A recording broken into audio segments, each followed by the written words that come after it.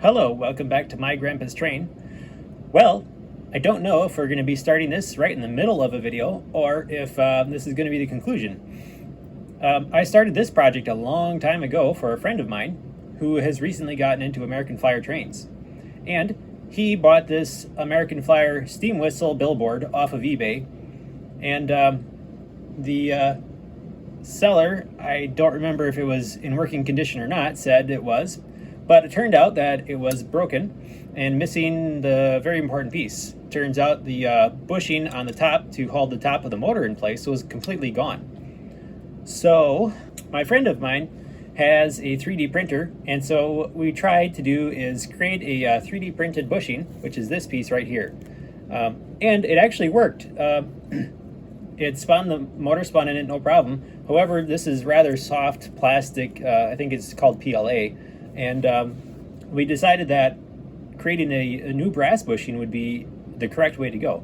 So he had a friend of his recreate on a lathe a turned brass bushing, and then we just super glued it in place right here because the original one was knurled so that it would clamp into the metal frame.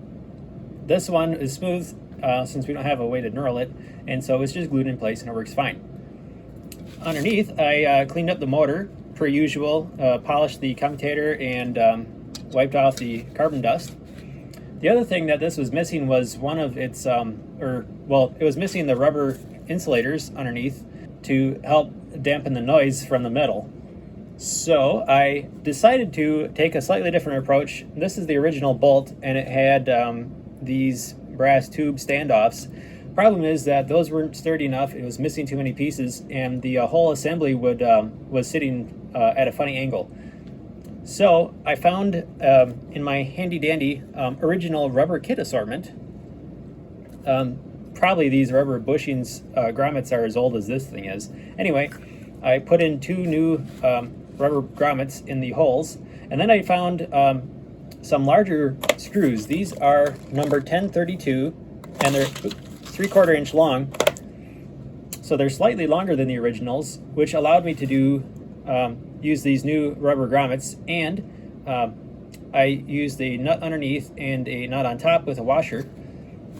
That it holds it much more stable inside the frame, and it does a really good job, probably better than original, because the originals had some rubber O-rings as grommets on the top and bottom, but they didn't seem to dampen the noise very well. The other thing I did was the holes underneath for the original bolts were almost the size of the 1032 screws. So what I ended up doing is I took a tap and die set, and I used the tap, and I just threaded these holes that were already in the metal for the number 1032 screws. So they don't need an extra bolt or nut on the bottom. Now that the reassembly is complete, finally, after getting all the parts, it runs and runs very well. I have the bushing oiled up, and we're ready to make some whistle noises here.